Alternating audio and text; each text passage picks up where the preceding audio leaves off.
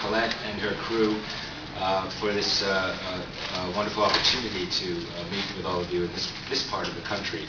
My name is my full name is Roland Kelts. And Nozomu, if any of you are studying Japanese, anybody know what it means? Nozomu? Anyone? Nozomu or Nozomi, as it's used for the Shinkansen? Anyone? No. Well, okay, Nozomi is the fastest Shinkansen. It's the fastest Shinkansen. That doesn't mean the fastest. Anyone got an idea? Yeah. Highest level, made Highest. in my limited Japanese understanding. Okay, you're getting there, yeah. Is it used on a certain line of the Shinkansen? Yeah, it definitely is. But it's The Tohoku line? Tohoku line, it's definitely used, yep, for the fastest train. But it actually, and I could draw it on the board, but the kanji that stands for my middle name, the pictogram or Chinese symbol, actually means hope. It actually means hope. So my Japanese grandfather, who was a poet, gave me the middle name Hope, meaning I suspect that he hoped I wouldn't screw up and shame the family name, which is Saeki, is my Japanese side of the family, their name. So consequently, you now know that I'm what is sometimes called a hafu, or a half Japanese. My father's an American from Scottish-German descent, and my mother's from Japan, was born in Tokyo, grew up in Tohoku, which is northern Japan, in Iwate, and she and my father met in Puerto Rico, of all places. My father was a marine biologist, and he was giving diving lessons to make more money.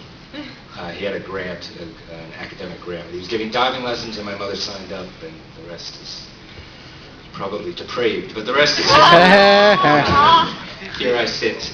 So the book that I'll talk about very briefly, because I'd actually like to spend most of our time today hearing from you.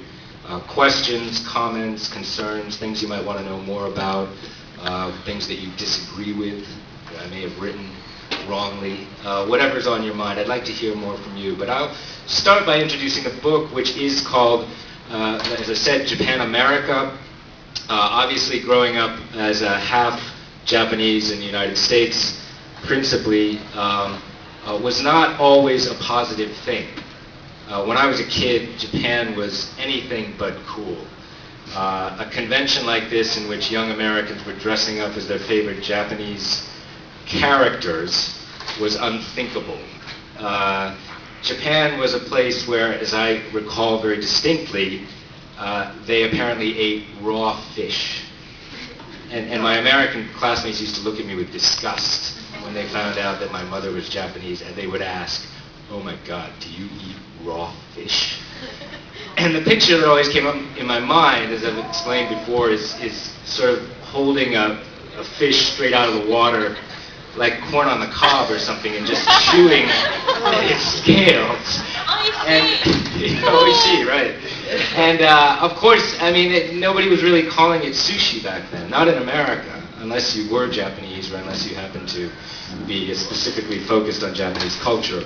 So I grew up with that kind of image of Japan, and also, of course, the image of people being stuffed into subway cars by white-gloved train attendants, slamming these sardines into a train car, an overcrowded company of people who worked too hard, who did jumping jacks and calisthenics with their company boss, who wore the same clothes, essentially. Everyone wore a suit if they were businessmen, and everyone wore a gray jumpsuit if they worked in a factory. So it's this image of a fairly bland, colorless place that was overcrowded, overpriced, and very far away and very weird because they ate raw fish.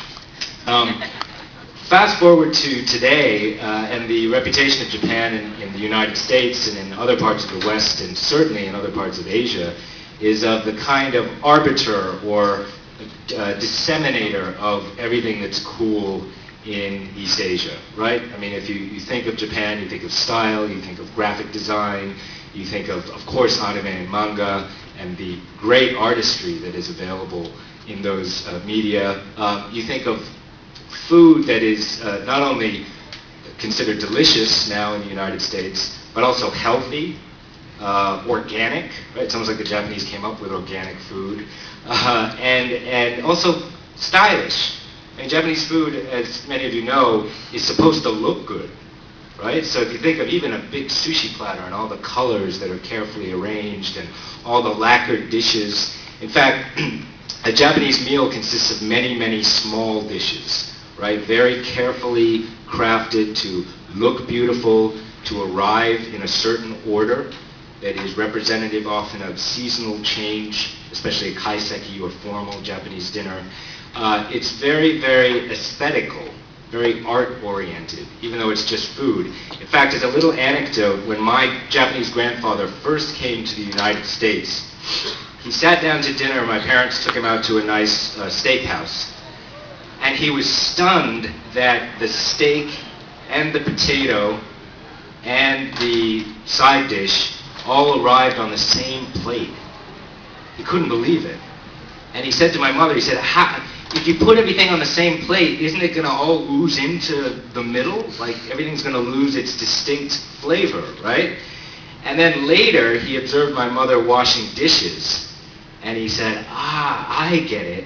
You guys use fewer plates, so you don't have as many dishes to wash. Of course, my mother said, no, that's not it goes back a long way. But it reveals, of course, the real stark differences in our cultures, but also, I think part of what we find attractive about Japan today is this very careful way of doing things, this considered, in some ways, aesthetic way of doing things. And that, of course, applies to what we're here celebrating this weekend, which is primarily anime and manga and the arts of contemporary Japan. So when I set out to write this book, actually my publisher asked me if I would write this book because they thought I would be able to write about these art forms in the form of stories. Okay, and what I mean by that, if any of you have looked for books on anime and manga, and there's some very good ones out there, but a lot of them fall into two categories. One is by otaku for otaku, okay? And there's nothing wrong with that at all, but if you don't know exactly what was released in the fall quarter of 1977 and why it came out then and who was producing which title and when it ran on television versus when it became a DVD series, etc., then you don't really know what the book is about, and you're sort of cut out of the picture. The other type of book tends to be by academics for academics. And so if you're not quite sure how to deconstruct Akira into all of its literary sublevels, Yeah. you might get lost after page 132 or maybe 32. So they tended to fall into those categories. Not all books, and I want to mention very quickly, one of my dear friends now is a writer named Frederick L. Shaw, who's from California, actually worked with Osamu Tezuka, the great father of anime and manga, in the 70s. Fred wrote a book that came out in 1983, unbelievable, 1983, called Manga Manga. And it stands today, if you're interested in the history of that form, how it came together, and really the history of the kind of imagery you look at today, I can recommend no better book in English than Manga Manga. I think it's still in print. I hope it's still in print. Still out there, good. And also, if you want to talk to somebody about it, Fred's your man. He's such a sweetheart, and he knows his stuff, and he's not even a little bit pretentious at all. He's a straightforward speaker, great guy. And Fred helped me a lot with this book, JapanAmerica. As I started to do the research, one of the first things I discovered was that so many Japanese artists, going all the way back to Tezuka and all the way up to Urasawa Naoki today, or Inoue Takehiko, some great manga artists, they all studied very, very carefully American pop art. They all really know their stuff. And Tezuka himself studied Walt Disney and Max Fleischer in particular. Max Fleischer created famously Betty Boop. And he studied their art forms almost maniacally. In fact, he claimed to have seen Bambi, the Disney classic, the early Disney classic, over 80 times. and he claimed to